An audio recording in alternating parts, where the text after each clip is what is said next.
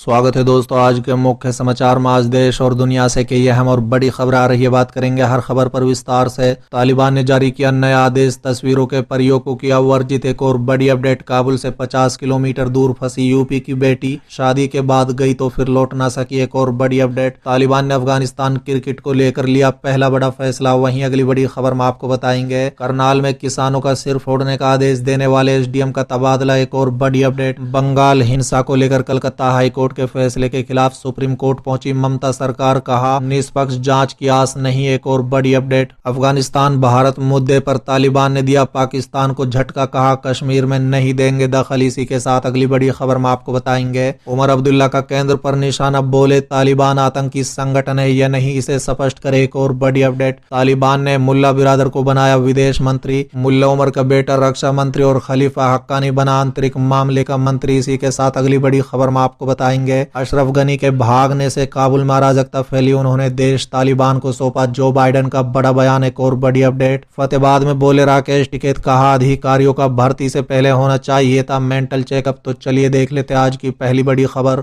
तालिबान ने जारी किया नया आदेश, तस्वीरों के प्रयोग को किया वर्जित। दरअसल दोस्तों, तालिबान के कथित अधिकारियों की तरफ से एक फरमान जारी किया गया है जिसमें इस्लामी कानून के मानते हुए तस्वीर के प्रयोग को वर्जित किया गया है। इसमें कहा गया है कि मानव तस्वीर चाहे वो अपने शहीद नेता की ही क्यों ना हो, उसे दीवारों, दफ्तरों, बाजार, सड़क और गाड़ियों वगैरह पर नहीं लगाया जा सकता। चलिए अगली खबर, काबुल से 50 किलोमीटर दूर फंसी यूपी की बेटी शादी के बाद गई तो फिर लौट ना सकी, परिवार वालों ने सरकार से लगाई बचाने की गुहार। दरअसल दोस्तों, अफगानिस्तान में फंसे देश के लोगों को निकालने में सरकार लगी हुई है। कानपुर की एक बेटी हिना भी अफगानिस्तान में फंसी हुई है।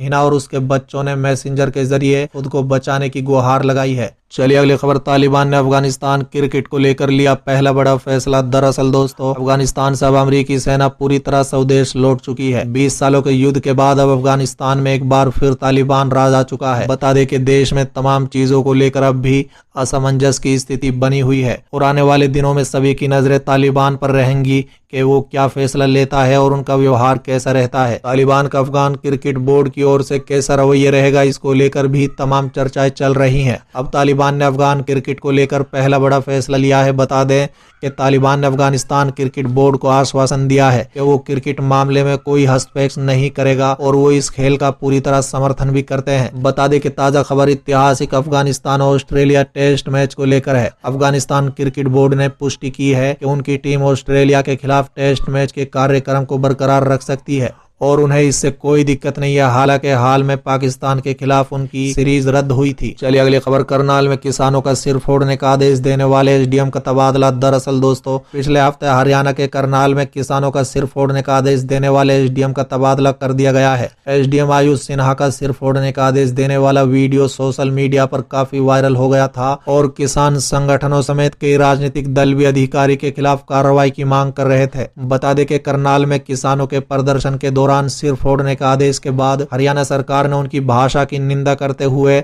इस पूरे मामले की जांच हरियाणा के गृह सचिव को सौंपी थी और गृह सचिव ने करनाल के उपायुक्त से पूरे मामले की रिपोर्ट ली थी, जिसके बाद बुधवार को आयुष सिन्हा का तबादला अतिरिक्त सचिव के तौर पर कर दिया गया। बता दें कि पिछले हफ्ते शनिवार को करनाल में लाठीचार्ज के बाद किसान नेताओं ने सरकार के खिलाफ आंदोलन तेज करने की चेतावनी दी है। चलिए अगली खबर, बंगाल हिंसा को लेकर कलकत्ता हाई कोर्ट के फैसले के खिलाफ सुप्रीम कोर्ट पहुंची ममता सरकार, कहा निष्पक्ष जांच की आस नहीं। दरअसल दोस्तों, पश्चिम बंगाल सरकार राज्य में विधानसभा चुनाव के बाद हुई हिंसा के मामले में सुप्रीम कोर्ट पहुंच गई है और उसने कलकत्ता हाई कोर्ट के फैसले को चुनौती दी है। बता दें कि हाई कोर्ट ने चुनाव के बाद हुई हिंसा की सीबीआई जांच का आदेश दिया था। साथ ही ममता सरकार राज्य में डीजीपी के नियुक्त के मुद्दे पर भी सुप्रीम कोर्ट पहुंची है। सुप्रीम कोर्ट में दाखिल अपनी याचिका में ममता सरकार की ओर से कहा गया है कि उसके निष्पक्ष जांच की उम्मीद नहीं है और सीबीआई तृणमूल कांग्रेस के पदाधिकारियों के खिलाफ मामले दर्ज करने में व्यस्त है। बता दें कि हाई कोर्ट ने 19 अगस्त को पश्चिम बंगाल में चुनाव के बाद हुई हिंसा की जांच के लिए सीबीआई की जांच का आदेश दिया था। ममता बनर्जी की सरकार को करारा झटका देते हुए हाई कोर्ट की 5 जजों की बेंच ने सीबीआई जांच का आदेश दिया था। साथ ही कोलकाता हाई कोर्ट ने हिंसा की घटनाओं की जांच के लिए एसआईटी के गठन का भी आदेश दिया था। चलिए अगली खबर, अफगानिस्तान भारत के मुद्दे पर तालिबान ने दिया पाकिस्तान को झटका, कहा कश्मीर में हम नहीं देंगे दखल। दरअसल दोस्तों, मंगलवार को अमेरिकी सैनिकों की पूर्ण वापसी के बाद से अफगानिस्तान में जश्न का माहौल है। तालिबानी नेताओं ने इस मौके पर 20 साल के युद्ध के अंत की चिन्हित करते हुए कई राउंड फायरिंग भी की। साथ ही इन नेताओं का कहना है कि इस विजय ने इस्लामी समूह के 2001 की तुलना में और मजबूत बना दिया और अब हम एक नई समावेशी सरकार बनाने की तैयारी शुरू करेंगे। दोस्तों बता दें, इसके अलावा तालिबानी नेताओं ने भारत के मुद्दे पर जवाब दिया। निजी समाचार चैनल CNN न्यूज 18 को दिए एक बयान में तालिबान के शीर्ष नेता अनस हक्कानी ने हक्कानी नेटवर्क के पाकिस्तान कनेक्शन, भारत के साथ उनके संबंधों और कश्मीर मुद्दे पर विस्तार से बात की। बता दें कि कश्मीर मसले पर पाकिस्तान के साथ आने को लेकर जब हक्कानी से सवाल पूछा गया तो उन्होंने जवाब देते हुए कहा है कि कश्मीर हमारी अधिकार क्षेत्र का हिस्सा नहीं है और हम इसमें हस्तक्षेप की नीति के खिलाफ हैं। हमारी नीति के अनुसार हम दूसरे देशों के मामलों में हस्तक्षेप नहीं करते हैं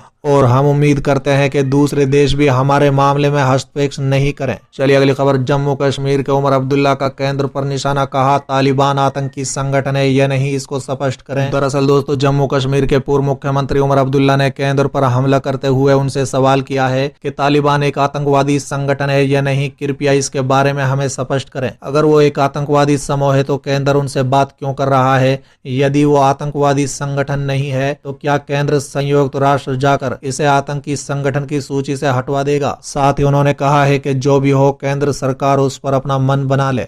चलिए अगली खबर। तालिबान ने मुल्ला बिरादर को बनाया विदेश मंत्री और मुल्ला उमर का बेटा रक्षा मंत्री और खलीफा हक्कानी बना आंतरिक मामलों का मंत्री। दरअसल दोस्तों, अमेरिका के अफगानिस्तान से वापस जाने के बाद से तालिबान ने देश में एक सप्ताह के अंदर सरकार बनाने की बात कही है। इसके लिए 3 दिन तक एक बैठक भी हुई, जिसके बारे में एक अफगानी मीडिया ने सूत्रों के हवाले से बताया कि सरकार बनाने के लिए विचार विमर्श पूरा हो चुका है और तालिबान जल्द ही कैबिनेट की घोषणा करेगा। इन सूत्रों के अनुसार मुल्ला अब्दुल गनी बिरादर को विदेश मंत्री नियुक्त किया गया है।